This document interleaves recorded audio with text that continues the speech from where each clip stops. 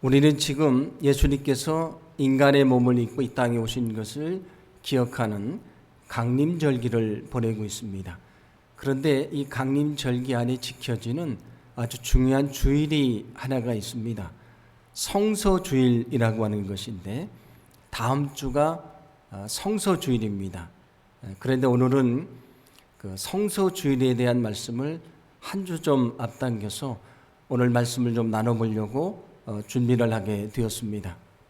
이 성서주일은 성경의 중요성을 깨닫고 성경을 보급하기 위해서 시작이 되었는데 세계에 있는 모든 교회들이 12월 둘째 주일을 성서주일로 지킵니다. 그러니까 이 성서주일이 강림절기 안에 지켜지는 주일이지 않습니까? 왜 성서주일을 강림절기 안에 지키는가?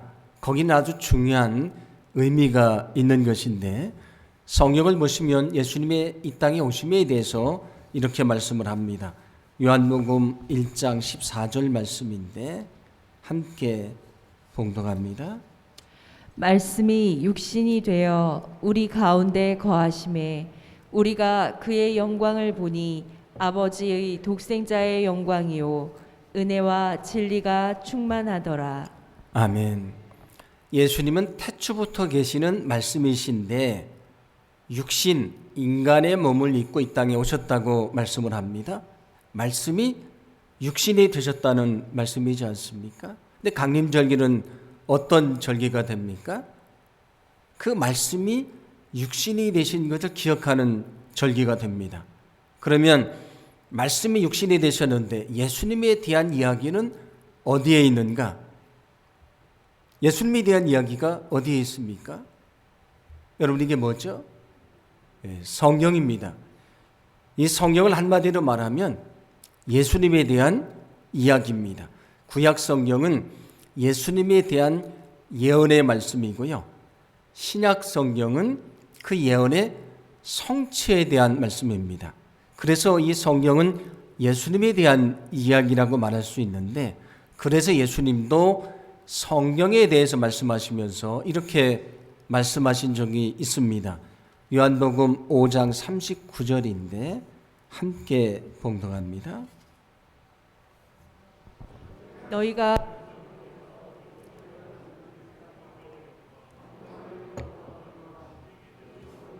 곧 내게 대하여 증언하는 것이니라.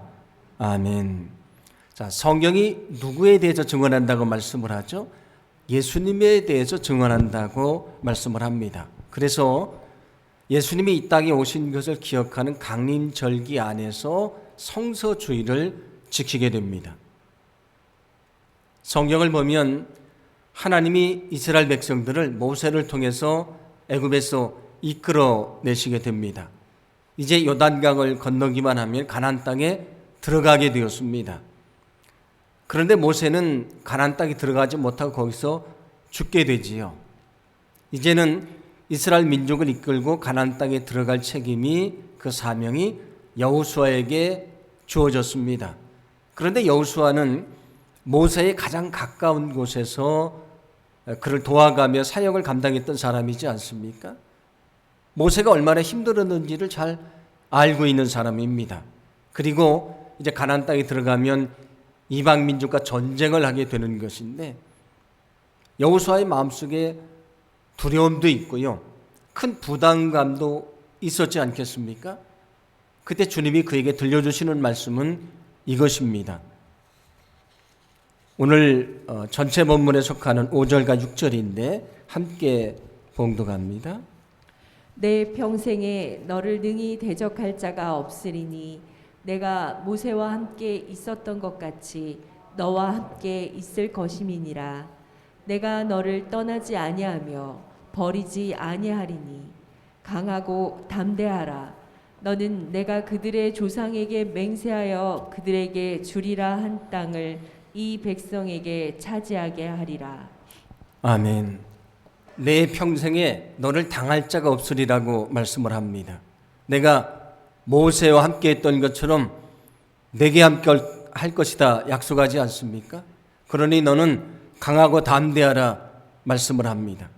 그런데 이 말씀은 여호수아에게만 주신 말씀이 아니고 저와 여러분에게 주신 말씀인 것을 믿으시기를 바랍니다. 주님이 때로 지치고 상처받고 희망을 잃어버리고 넘어져 있는 우리를 향해 말씀하십니다. 내 평생에 너를 능히 당할 자가 없을 것이다. 내가 모세와 함께 했던 것처럼 너와 함께 할 것이다. 너는 강하고 담대하라. 우리에게 지금도 말씀하고 계신 줄로 믿습니다. 이 말씀을 하신 이후에 이어서 이렇게 말씀을 하시는데 오늘 7절 말씀을 함께 봉독합니다. 오직 강하고 극히 담대하여 나의 종 모세가 내게 명령한 그 율법을 다 지켜 행하고 우로나 좌로나 치우치지 말라. 그리하면 어디로 가든지 형통하리니. 아멘. 여기 율법, 하나님의 말씀을 지켜 행하면 너희가 가나안 땅에 들어가서 모든 것이 형통케 될 것이다 말씀을 합니다. 여호수아와 이스라엘 백성들이 하나님의 복을 받을 길을 가르쳐 주시지 않습니까? 그 길이 무엇입니까? 말씀으로 살아가는 것입니다. 말씀으로 살아갈 때에 복을 주신다고 약속해 주셨는데, 그러면 우리가 말씀으로 살기 위해서 어떻게 해야 되는 것인가? 오늘은 그것을 함께 생각해 보면서 은혜를 좀 나누어 보려고 합니다. 말씀을 따라 살아가는 삶은 오늘 8절 말씀에 잘 말씀해 주고 있습니다. 오늘 8절 말씀을 함께 봉독합니다. 이 율법책을 내 입에서 떠나지 말게 하며 주야로 그것을 묵상하여 그 안에 기록된 대로 다 지켜 행하라. 그리하면 내 길이 평탄하게 될 것이며 내가 형통하리라. 아멘. 여기 세 가지를 말씀을 합니다. 하나님의 말씀을 내 입에서 떠나지 말게 하라, 그렇게 말씀을 하고요. 너는 밤낮으로 이 말씀을 묵상하라, 그렇게 말씀을 합니다. 세 번째는 말씀을 지키며 살아가라, 그렇게 말씀을 하지요. 여기서 내 입에서 하나님의 말씀이 떠나지 않게 하라 하는 말씀은 어떤 말씀이냐면 하나님의 말씀을 입으로 소리를 내어 읽으라고 하는 말씀입니다. 옛날 우리나라 사람들도 글을 읽을 때 입으로 소리를 내며 읽지 않았습니까? 마찬가지로 하나님의 말씀을 읽으라고 하는 것입니다. 하나님의 말씀이 무엇입니까? 성경이라고 말씀드리지 않았습니까? 그러므로 우리가 말씀으로 살아가기 위해서는 먼저 하나님의 말씀인 성경을 읽어야 한다는 것을 기억하시기를 바랍니다. 여러분 날마다 하나님의 말씀, 이 성경을 읽으시기 바랍니다. 왜냐하면 하나님의 말씀이 능력이고요. 이것이 우리를 살게 하는 영적인 양식이 되기 때문입니다. 예수님이 공생애를 시작하시기 전에 광야에서 40일 동안 금식하며 기도를 하시게 됐지요. 예수님 몹시 배가 고프셨는데 사탄이 와서 시험을 합니다. 그 시험은 그 돌들이 떡이 되게 하라, 그런 시험이었는데 예수님은 그러실 수 있는 능력이 있으셨습니다. 그런데 그 유혹을 물리치시는데 그때 이렇게 말씀하십니다. 마태복음 4장 4절 말씀인데 함께 봉독합니다. 예수께서 대답하여 이르시되 기록되었으되 사람이 떡으로만 살 것이 아니요 하나님의 입으로부터 나오는 모든 말씀으로 살 것이라 하였느니라 하시니. 아멘. 사람이 떡으로만 사는 것이 아니고 하나님의 말씀으로 살아간다, 그렇게 말씀을 합니다. 우리는 육의 양식을 먹어야 살지 않습니까? 만약에 육의 양식을 먹지 않으면 사람은 죽습니다. 마찬가지로 우리에게 필요한, 우리를 살게 하는 영의 양식이 있습니다. 그게 뭐냐면 하나님의 말씀입니다. 이 성경 말씀이 우리에게 영적인 양식이 된다는 사실을 믿으시기를 바랍니다. 우리가 매일매일 우리 육을 위해서 양식을 먹지 않습니까? 마찬가지로 우리는 영적인 양식인 하나님의 말씀 앞에 엎드려야 되고요. 날마다 그 말씀을 읽어야 된다는 사실을 기억하시기를 바랍니다. 제가 매번 성서 주일이 되면 꼭 말씀을 드리는 것인데 우리 교회는 이 성경 읽기를 위해서 세 가지 방법을 제공을 합니다. 먼저 우리 교회 달력은 통독 달력입니다. 그래서 성경 그날 읽을 것을 그 날짜 밑에 보시면 써 있습니다. 그래서 창세기 1장부터 마지막 계시록까지 12월 말일까지 다 기록이 되어 있는데 그것을 따라서 매일매일 성경을 읽으면 1년의 성경을 한 번을 다 읽을 수 있습니다. 그 다음에 또 뭘 제공해 드리냐면 오늘 주보에도 이 통독 성경 읽기표라는 걸 넣어드렸는데 이 성경을 읽으시고 읽은 장을 이렇게 표시하며 읽으시는 겁니다. 그래서 여러 번 통독하시는 분들은 이게 몇 개 더 필요할 수도 있는데 사무실에 더 있으니까 더 드리도록 하겠습니다. 그리고 또 하나는 맥체인 성경 읽기표라는 거 이것도 매년 넣어드렸는데 저도 오래전부터 이 맥체인 성경 읽기표로 성경을 읽고 있습니다. 이것을 따라서 성경을 읽으면 1년에 구약을 한 번 읽을 수 있고요. 신약하고 시편은 2번을 읽도록 그렇게 되어 있습니다. 성경 읽기표가 아주 잘 되어 있는데 이렇게 성경을 읽으시라는 말씀입니다. 하루에 성경을 3장이나 4장을 읽으면 1년의 성경을 일독을 할 수 있습니다. 하루 매일 3장과 4장을 읽으면 성경을 일독을 할 수 있는데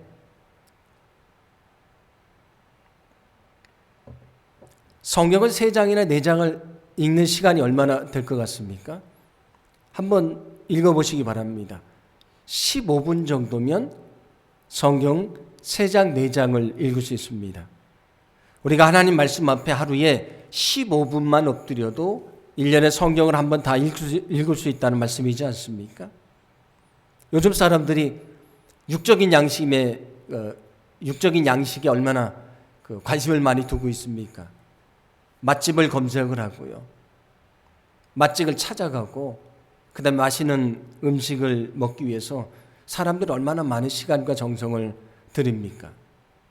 주님이 우리에게 뭐라고 말씀하셨냐면 너희는 무엇을 먹을까 무엇을 마실까를 염려하지 말라고 말씀을 하셨습니다.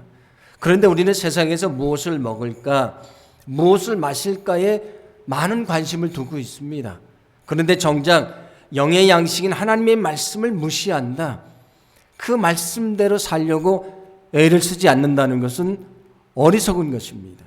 그러므로 우리는 날마다 엎드려서 하나님의 말씀을 읽으면서 그 말씀을 우리의 영의 양식으로 삼고요. 우리는 그 말씀의 능력으로 날마다 살아가야 될 줄로 믿습니다. 우리에게 육의 양식이 필요한 것처럼 영의 양식이 필요한 것입니다. 하나님의 말씀은 멀리 있지 않습니다. 지금 여러분이 손을 내밀면 잡을 수 있는 아주 가까운 곳에 영의 양식 하나님의 말씀이 있습니다.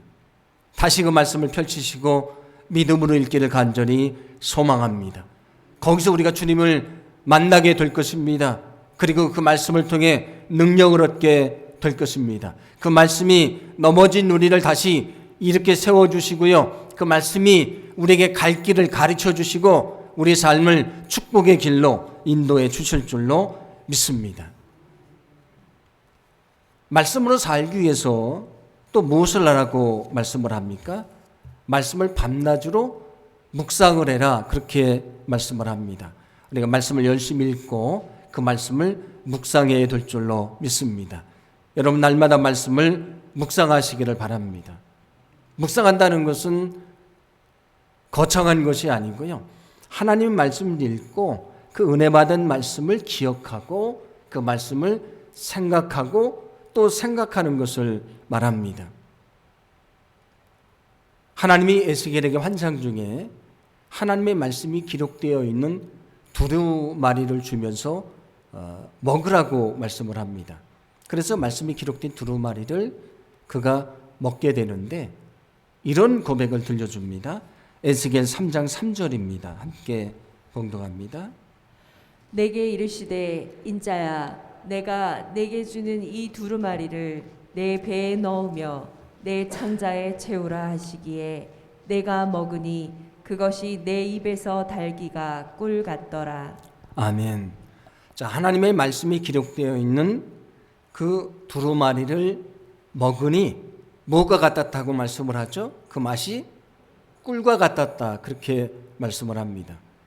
우리가 육의 양식을 먹으면 그게 우리 몸에서 소화가 되고 그게 우리 몸에 퍼져서 영양분이 되지 않습니까?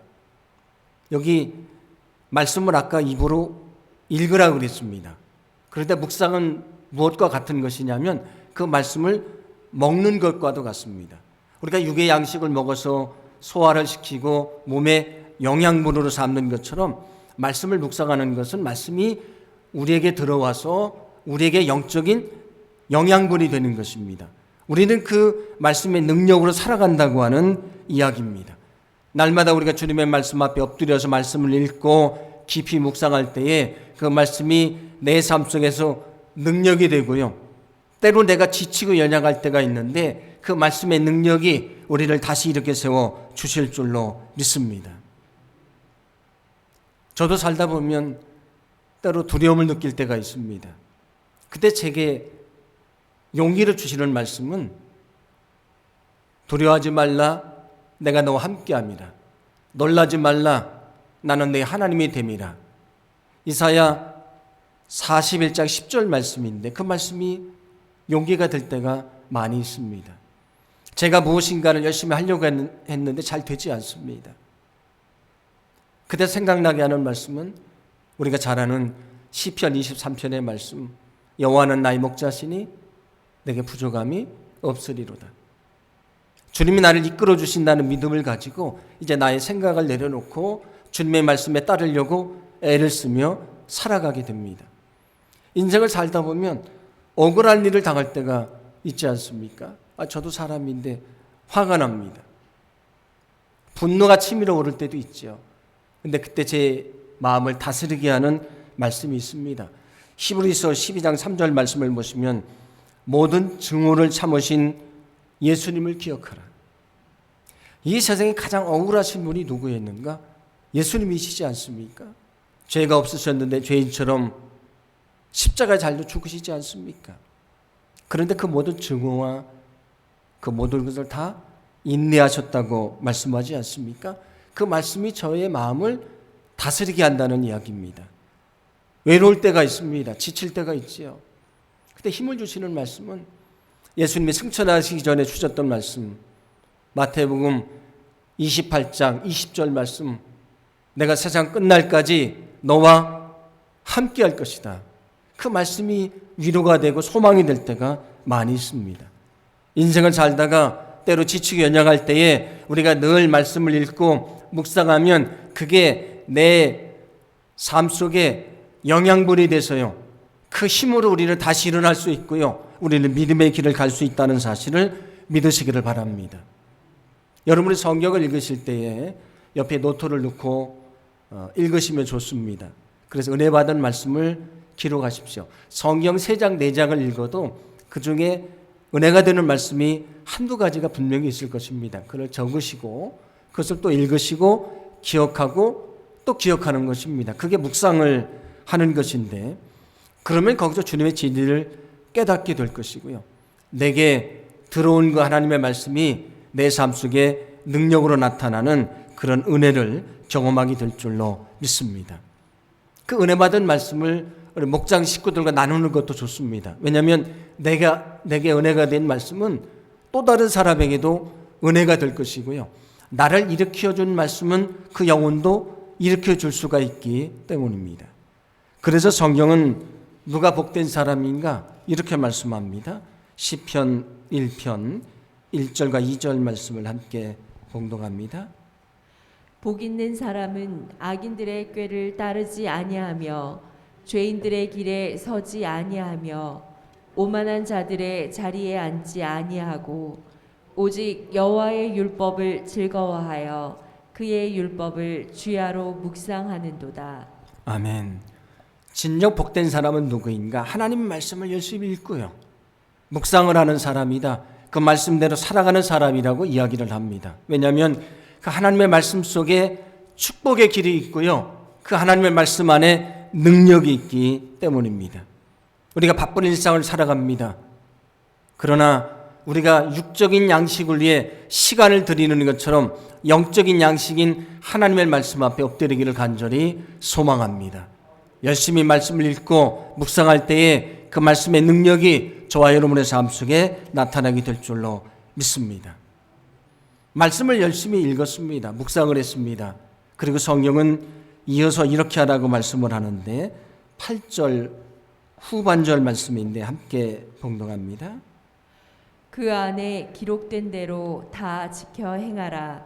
그리하면 내 길이 평탄하게 될 것이며 내가 형통하리라. 아멘. 하나님의 말씀을 지키며 행하라. 그리하면 내 길이 형통케 될 것이라고 말씀을 하지 않습니까? 날마다 말씀을 읽어야 됩니다. 날마다 말씀을 묵상을 해야 되지요.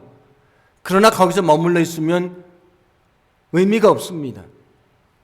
날마다 말씀을 읽고 묵상한 다음에 그 말씀대로 살아가야 능력이 되는 것이고요. 그렇게 살아가야 축복이 된다는 말씀입니다. 여러분 날마다 말씀에 순종하며 살기를 간절히 소망합니다. 날마다 말씀에 순종하며 사시기를 바랍니다. 누가복음 6장을 보시면 집을 짓는 것에 대한 비유의 말씀이 나오는데 예수님이 이런 말씀을 들려주십니다. 말씀을 듣고 행하는 사람은 반석을 기초로 삼고 집을 짓는 사람과 같다. 그렇게 말씀을 하고요. 말씀을 듣고도 행하지 않는 사람은 그냥 기초가 없이 흙 위에 그냥 집을 짓는 사람과 같다. 그렇게 얘기를 합니다. 홍수가 나면 반석 위에 지은 집은 무너지지 않지만 흙 위에 그냥 지은 집은 무너지게 된다 말씀을 합니다. 이 비유를 말씀하실 때 먼저 뭐라고 말씀하고 시작하시냐면 이렇게 말씀하십니다. 누가복음 6장 46절 말씀입니다. 함께 봉독합니다. 너희는 나를 불러 주여 주여 하면서도 어찌하여 내가 말하는 것을 행하지 아니하느냐. 아멘. 너희가 나를 주여 주여라고 말하면서 어찌하여 내 말을 행하지 않느냐 말씀을 하십니다. 여러분도 주님을 주님이라고 고백하지 않습니까? 저도 역시 주님을 주님이라고 고백합니다. 기도할 때에 주여 주여 주님을 부릅니다. 그런데 우리는 주님의 말씀에 정말 순종하며 살고 있는 것인가? 우리가 말씀에 순종할 때에 말씀이 능력이 되고요. 그 말씀의 능력이 우리를 축복의 길로 인도하게 된다는 사실을 믿으시기를 바랍니다.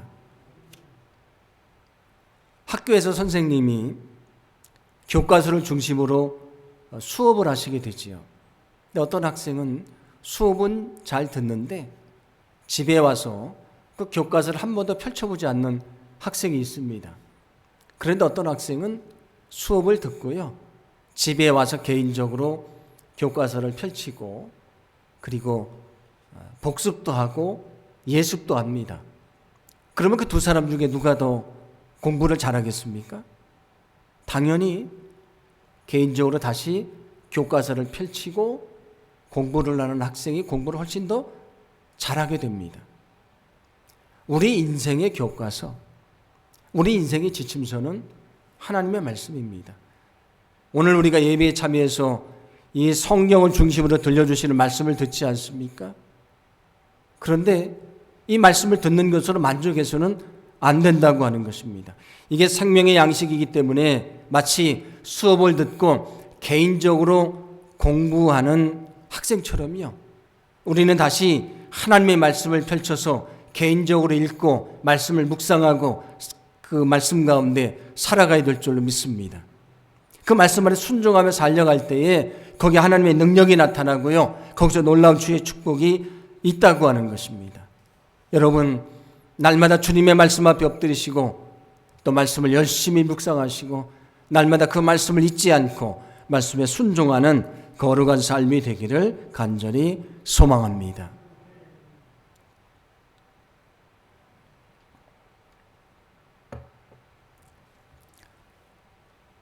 제가 고등학교 1학년 가을에 기숙사에 살고 있었던 친구를 따라서 예산제일감리교회 그 학생부 예배를 한 3번 정도 나간 적이 있습니다. 나가봤는데 뭐 나쁘지는 않은데 뭐 그렇게 또 가야 되겠다 이런 생각은 없었습니다. 그래서 한 3번 정도 가고 말았는데, 제가 이제 시골에서 농사를 짓던 저의 둘째 형님이 있었는데, 그 형님이 먼저 저희 시골에 있는 그 작은 교회를 열심히 나가 섬기고 계셨습니다. 그래서 제가 그냥 지나가는 말로 제가 친구를 따라서 한 3번 정도 교회를 갔습니다. 뭐 근데 별로 재미는 없었던 것 같다고 얘기를 했습니다. 지나가는 말로 그냥 얘기를 했는데, 이제 시간이 지나서 겨울방학이 됐습니다. 그날이 12월 24일 성탄절 전날이었는데 그날이 주일이었습니다. 그 형님이 보통 때보다 아침 일찍 집에서 나가십니다. 그래서 제가 생각하기에 오늘은 교회를 좀 일찍 가시나 보다 그렇게 생각을 했습니다. 그날 정말 눈이 펑펑 내리는 그런 날이었는데, 교회를 간 줄 알았던 형이요, 얼마쯤 시간이 지난 다음에 눈을 이렇게 머리에 뒤집어 쓰고 다시 집으로 왔습니다.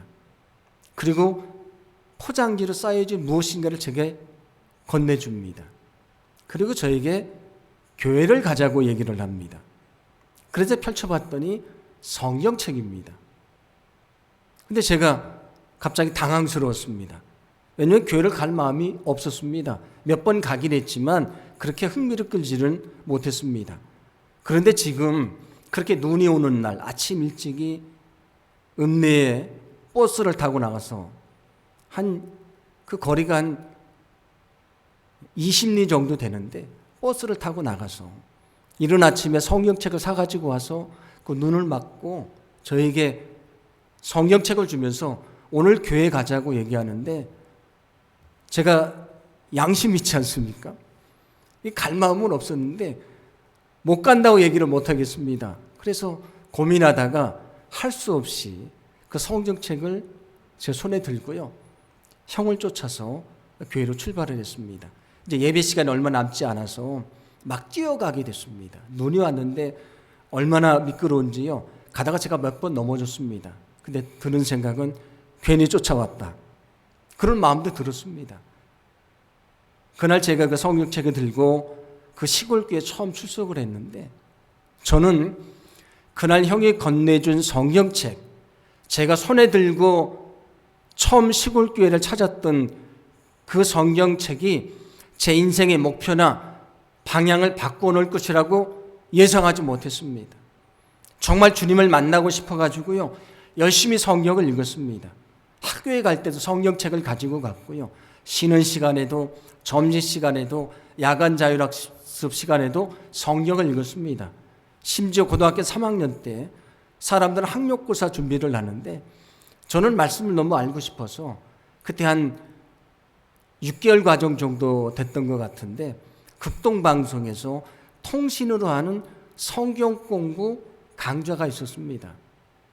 그래서 요청을 하면 책을 보내주고요, 정해져 있는 성경을 읽고 답을 하면 채점을 해 다시 보내주고요, 또 새로운 책을 줍니다. 또 읽고 보내고 다시 오는 이런 과정인데, 그걸 고3 때 열심히 했습니다. 성경 말씀 앞에 엎드려 열심히 성경을 읽고 생각을 했는데, 여기서 주님을 만났습니다. 여기서 주님을 만나고 제 인생의 목표와 방향이 달라지게 됐다는 말씀입니다. 종교개혁자 마틴 루터는 뭐라고 말했냐면, 성경은 예수님이 누워 계신 구유라고 얘기를 했습니다. 예수님이 베들레헴 마구간에 태어나셨는데 누우실 곳이 없어서 말구유에 누우셨다고 말씀하지 않습니까? 말구유가 예수님을 품고 있습니다. 성경은 무엇인가? 예수님을 품고 있는 것입니다. 그건 무슨 말씀이냐면, 우리가 성경 말씀 앞에 엎드리고 묵상하고 믿음 안에 살려고 노력하면 여기서 주님을 발견할 수 있다, 주님을 만날 수 있다는 것입니다. 우리가 열심히 성경을 읽고 묵상하는 이유는 우리의 성경적인 지식을 높이려고 하는 것이 아닙니다. 우리가 날마다 말씀 앞에 엎드리고 묵상하는 것은 여기서 주님을 만나기 위해서입니다. 왜냐하면 성경이 주님을 품고 있기 때문입니다. 우리가 정말 믿음으로 말씀 앞에 엎드리고 열심히 말씀을 읽고 묵상할 때에 여기서 살아계시는 주님을 만나게 될 줄로 믿습니다. 그래서 우리는 말씀에 순종하게 되는데 내 능력으로 순종하는 것이 아니고요. 여기서 만난 주님의 능력이 나로 하여금 하나님의 말씀에 순종할 수 있도록 이끌어 주실 줄로 믿습니다. 날마다 주님 말씀 앞에 엎드리기를 간절히 소망합니다. 믿음으로 읽으시기를 간절히 소망합니다. 말씀을 열심히 묵상하시고 거기서 정말 주님을 만나시고 주님의 능력 가운데 주님의 인도하심 가운데 날마다 믿음으로 살아가는 우리 모두의 삶이 되기를 간절히 소망합니다.